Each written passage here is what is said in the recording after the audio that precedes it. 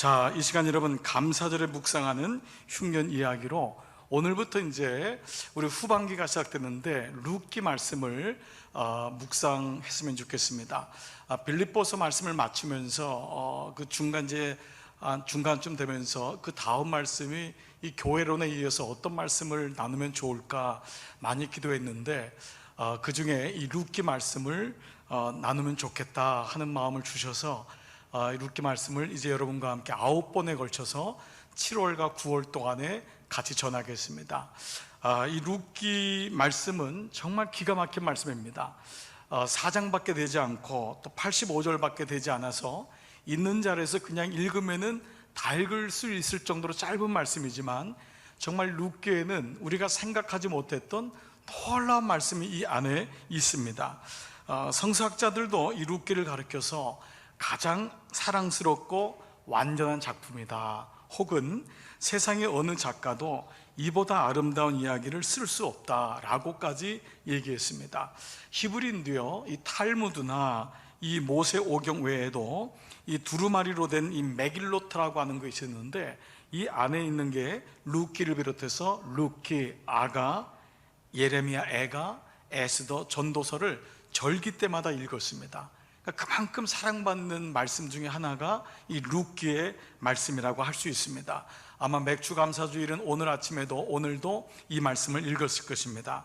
이 책의 내용은 룻이라고 하는 한 여인, 모압에 사는 이방 여자의 이름을 따서 룻기입니다. 룻이라고 하는 이름이 그 여자 이름이죠. 성경 66권 중에서 여자 이름으로 나온 성경이 딱 2권이죠. 룻하고 그렇습니다, 에스더. 그만큼 룻기는 많은 사람에게 사랑을 받는 귀한 책입니다. 이 책의 저자가 누구냐, 많은 이제 얘기들이 있지만 일반적으로 성경학자들은 사무엘이 이 룻기의 저자일 가능성이 많다라고 얘기합니다. 그 이유는 이 룻기가 사사기와 사무엘상 가운데 있습니다. 그래서 사사기 시대도 알고 다윗 시대도 아는 사람이 사무엘일 가능성이 많다 할 정도로, 또 구속사 전체를 꿰야 되는 것이기 때문에 이것은 아무나 쓸 수 없는 책이기 때문에 사무엘일 가능성이 많다라고 얘기합니다. 이 책이 이제 구약의 시작이 창세기, 출애굽기, 레위기, 민수기, 신명기, 여호수아, 사사기, 룻기 이렇게 되죠. 그래서 사사기 다음에 나오기 때문에 이 룻기는 사사기의 부록이다 할 정도로 이 사사기하고 연결이 되어 있습니다. 말씀드린 대로 불과 4장과 85절밖에 안 되지만 룻이라고 하는 한 작은 가정, 정말 힘든 가정의 이야기가 아니라 이 말씀은 이 신약의 예수 그리스도의 족보로 이어지는 놀라운 말씀입니다. 여러분이 이미 알고 계신 분이 많겠지만 이 룻이 다윗의 증조모가 되세요. 대단한 거죠. 다윗 왕의 증조모가 룻이에요. 여러분, 좀 처음 들으신 분은 놀라는 표정이라도 정말 그런가요? 아시는 분은 맞았어요. 또 이제 그동안 모르고 있었지만 잊혀지고 있었지만 확인을 하는 거예요. 모압 여자, 이방 여자가 다윗 왕의 외할머니의 어머니인 거예요. 대단한 거죠. 그렇기 때문에 이 룻은 그냥 보는 스토리가 아니라 구속사적인 의미로 보면은 여기 놀라운 하나님의 감추어진 비밀이 있습니다. 자, 여러분, 이 룻기는 1절은 이렇게 시작됩니다. 1절에 이 룻기를 보는 모든 이제 키가 있는데요. 자, 1절 한번 같이 읽을게요. 시작. 사사들이 치리하던 때에 그 땅에 흉년이 드니라. 자, 여러분 여기 두 단어를 주목하셔야 돼요. 첫 번째 뭐죠? 사사. 두 번째는 흉년. 첫 번째는 사사들이 치리하던 때.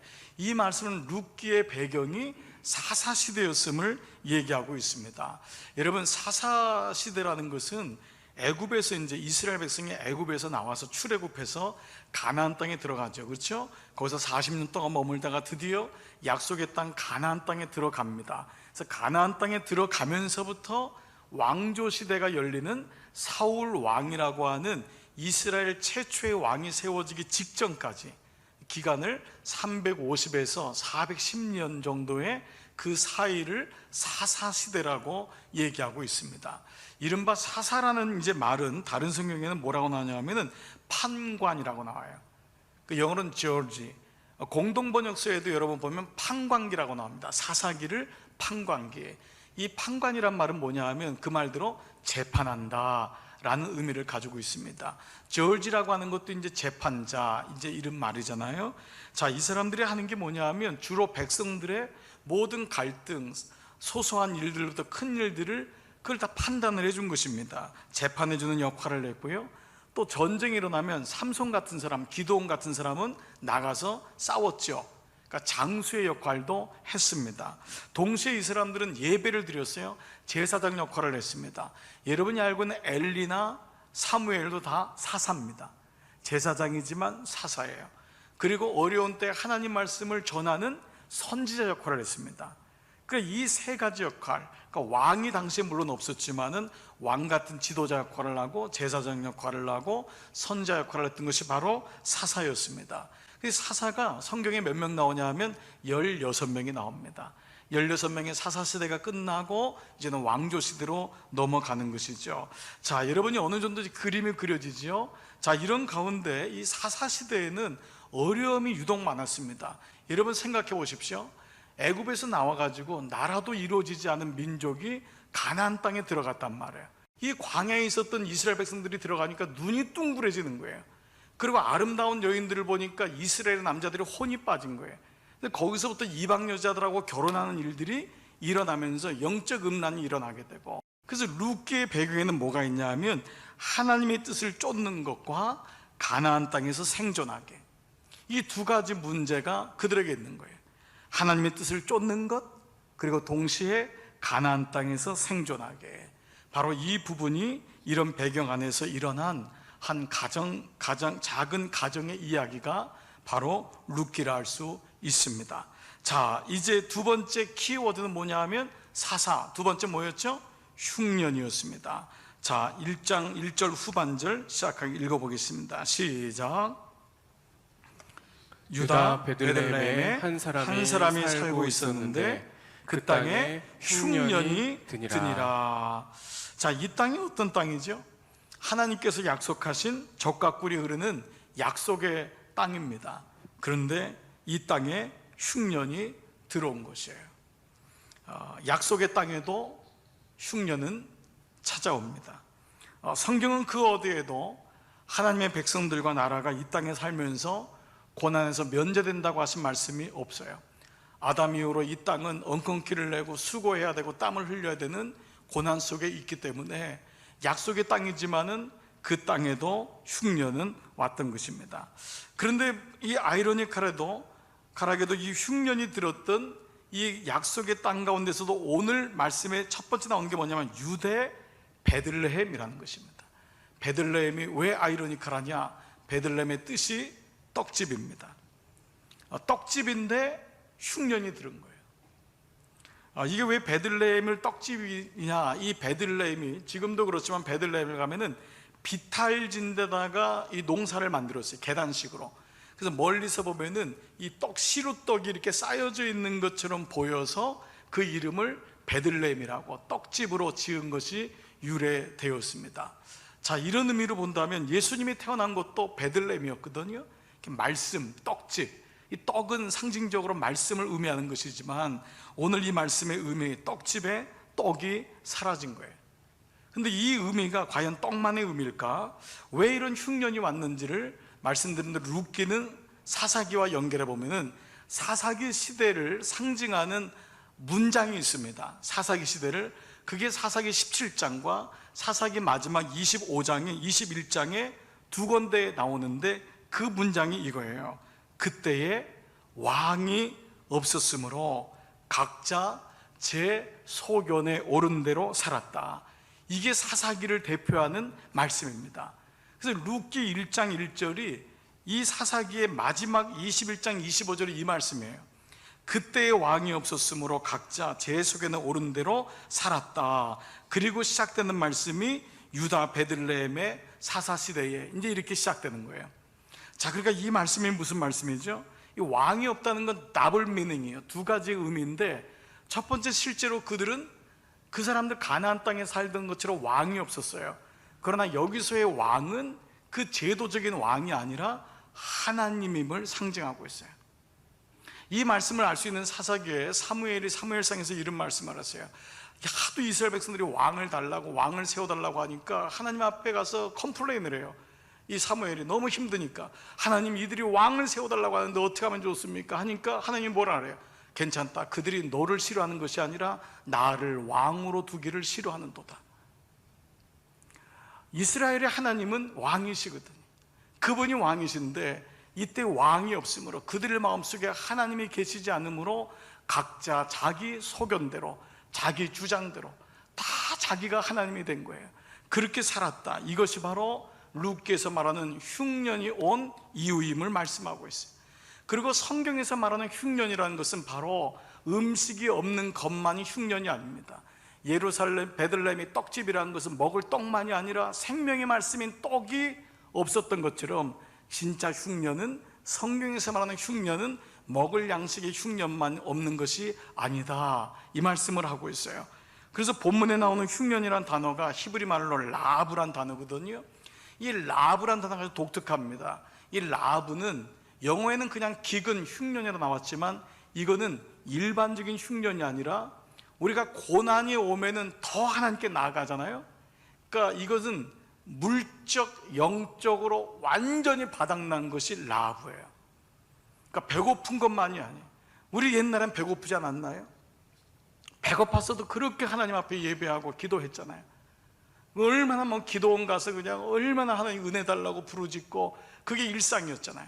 근데 여기서의 라합이라는 건 먹을 것의 문제가 아닌, 그것만이 아닌 영적인 고갈, 영적으로 바닥친 거예요. 그래서 자녀들이 다 떠나고 하나님 믿지 않고 이런 모든 총체적인 굶주림을 라합이라고 합니다.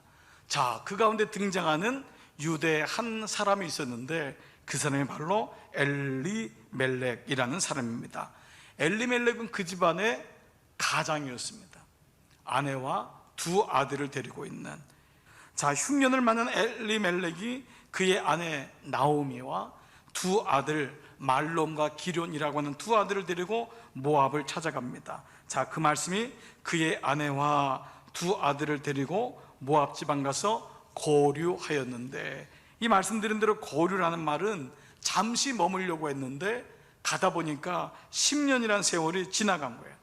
자, 10년이 지나가면서 여러분 어느 정도 룻기를 아는 분은 어떻게 되죠? 이 엘리멜렉이 갑자기 죽어요. 그리고 두 아들 말론과 기럨도 죽어요. 누구 혼자 남은 거예요? 나오미가 혼자 남아요.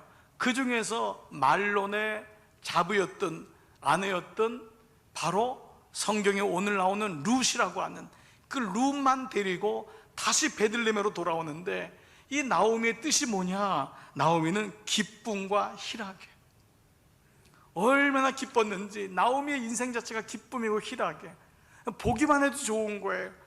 여러분 상상이 가죠? 나오미가 어떤 여인이라는 것을, 얼마나 기뻤는지, 얼마나 희락인지.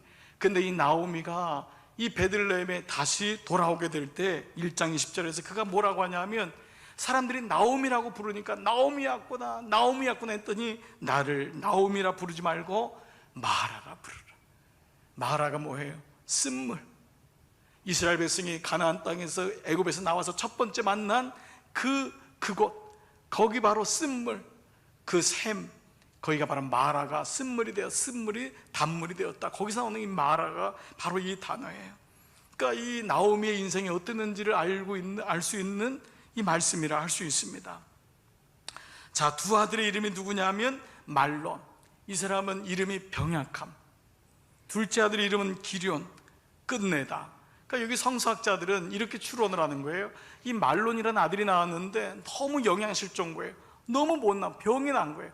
이 아이가 병들었으니까 이 사람들은 그 낳을 때 그 상황 가지고 이름을 지을 때가 많거든요. 큰아들 이름을 말론이라 지었는데, 두 번째 아들 이름은 뭐냐면 이 모든 병약함과 흉년이 끝났으면 좋겠다는 뜻에서 만들어진 게 기럨이라고 하는 이름을 붙인 거예요. 자, 그런데 이 낯선 땅을 찾아갔던 엘리멜렉 가정에 10년 만에 부고장이 날라옵니다. 그것도 연거푸 날라와요. 가장인 엘리멜렉이 죽습니다. 그리고 두 아들이 죽습니다. 성경은 이 두 사람이 어떻게 죽었는지, 몇 살에 죽었는지를 얘기하지 않아요. 그리고 어떻게 말하냐면 그냥 죽었다. 그리고 더 놀라운 건 그 다음에 남았다라는 단어를 써요. 자, 3절 말씀 보면은 엘리멜렉이 죽고 나오미와 그 두 아들이 남았으며, 이제 아빠를 잃은 거예요. 그래서 부인이 남고 그 두 아들이 남았어요.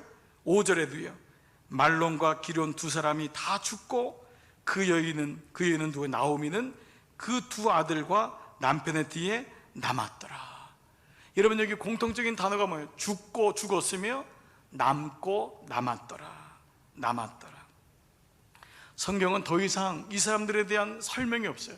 이걸 독자의 상상에 맡기는 거예요. 남았더라, 홀로 남았더라. 참 이 말씀이 기가 막힌 말씀입니다.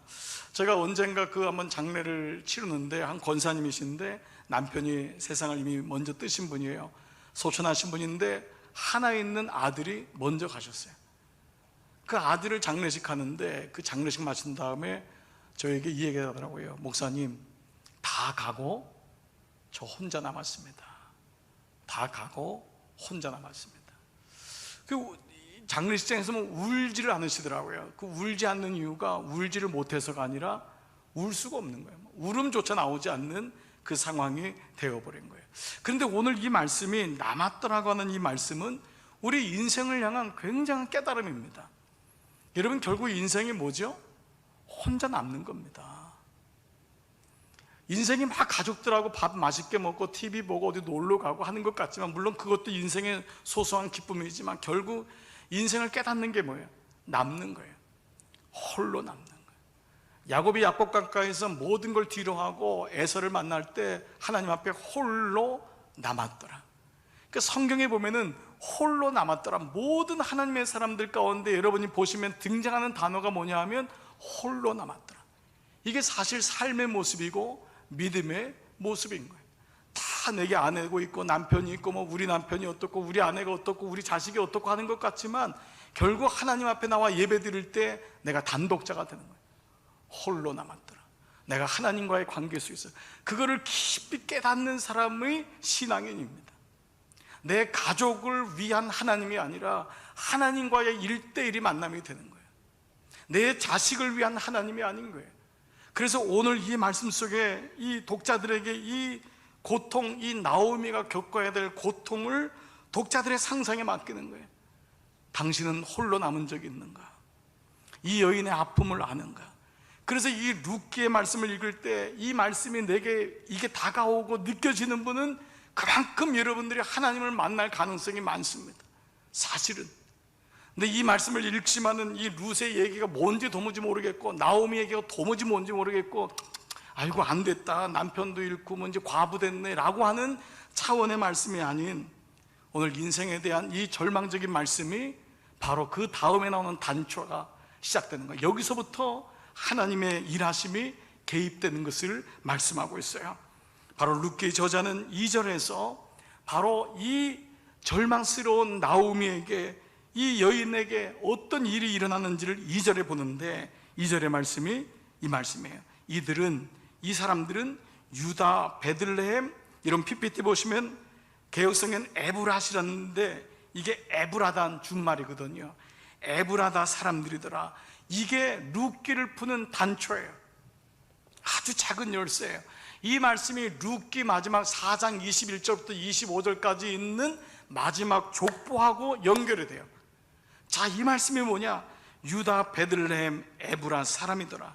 이게 미가서 5장 2절을 떠오르게 하는 말씀입니다. 미가서 5장 2절, 베들레헴 에브라다야, 너는 유다 족속 중에 작을지라도 이스라엘을 다스릴 자가 내게서 내게로 나올 것이라. 바로 메시아에 대한 예언이 바로 이 말씀인데, 그 말씀이 바로 에브라다에서 시작됨을 말씀하고 있는 것입니다. 보십시오. 남자들은 다 죽고 남겨진 세 여자의 이야기, 그것도 버려진 이야기. 사람들의 손으로부터 철저하게 버려진 이 세 여자에게 무슨 소망이 있겠어요? 그 중에 여러분 아는 대로 오르바는 모압 땅으로 다시 돌아가요? 가지 않아요. 그러니까 베들레헴을 떠났던 모압 땅에 갔던 나오미가 10년 만에 남편 잃고 두 아들을 잃고 이방 여자인 며느리를 데리고 들어왔을 때 사람들의 눈은 어땠을까요? 아무 소망이 없는 거 아니에요. 절대적인 깜깜함인 거예요. 근데 그때 룻기의 저자가 뭐냐? 그 사람들이 유다, 베들람, 에브라다 사람들이다. 그 얘기의 단초를 시작하는 거예요.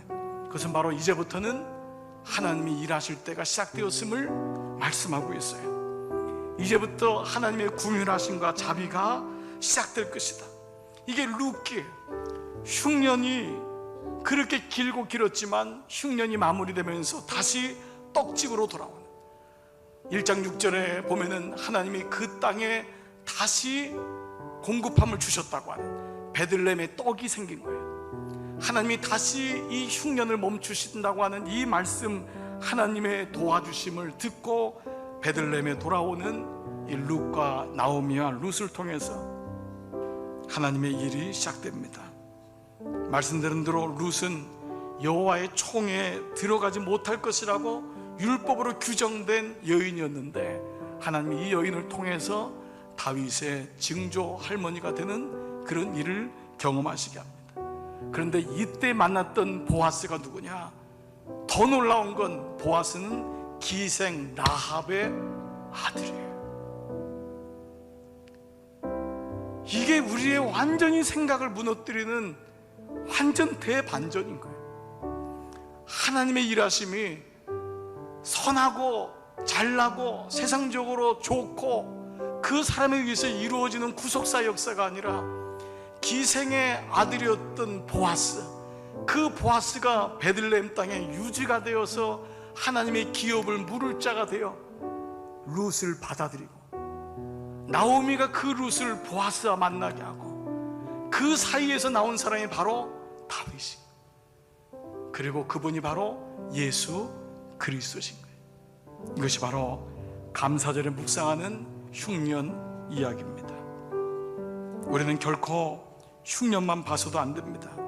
흉년 가운데 계시는 하나님의 소망을 바라봐야 돼요. 그 말씀 속에 이어지는 하나님의 궁휼과 돌보심을 보는 것입니다.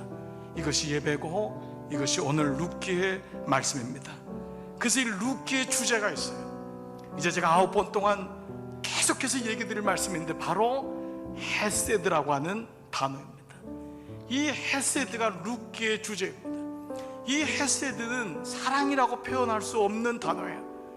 도무지 이해가 안 되는 하나님의 사랑, 도무지 라합이라고 하는 기생의 아들 보아스와 모압 땅의 이방인의 여인 룻을 만나게 하시는 그 하나님, 그 가운데서 당신의 구속사를 이끌어 가시는 그 하나님의 일하심, 열심, 돌보심,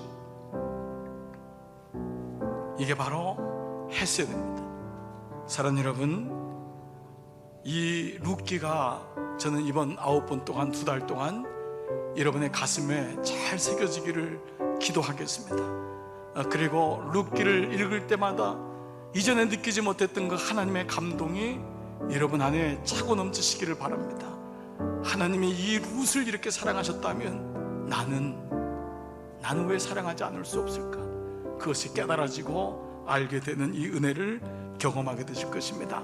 오늘 예배 나오신 여러분, 지난 6개월 동안 우리는 참으로 힘든 시간을 거쳤습니다. 생전 경험해보지 못한 마스크를 쓰고 6개월 동안 예배를 드리고, 마스크를 쓰고 찬양을 해야 되고, 어디를 제대로 가지도 못하고 만나지도 못하는 이런 어처구니 없는 일을, 특별히 크리스찬들에게는 연일 들려오는 예배당 안에서의 확진이라는 소리 때문에 이렇게 마음을 조이면서 예배를 드려본 적이 없고, 예배 한 주간 준비할 때마다 간이 쪼그라들었다 펴졌다, 오늘은 누가 안 오시면 어떡하나, 이제는 집에서도 예배를 안 드리면 어떡하나, 우리 자녀들은 어떡하나, 토요일이라도 340 젊은 가정들, 6개월 동안 나와보지 못한 아이들 성전이라도 밝게 해보고 싶어서 목회자들이 어떻게든지 지혜를 내고 시간을 내고 마음을 내어서 같이 가야 되겠다, 이 마음을 갖고 지나온 6개월이었습니다.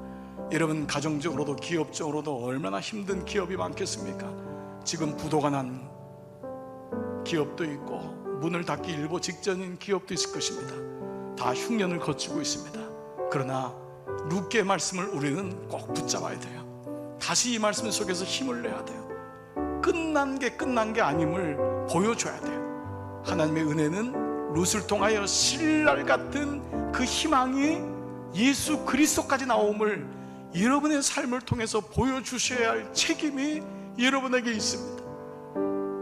절대 포기하지 마시고 끝났다고 생각하지 마시고 힘을 내셔서 이 어려운 기간 우리 통과해서 올 연말에 하나님의 은혜였고 2020년은 가장 큰 은혜가 있었습니다 고백하는 이런 모두 되시기를 축복합니다.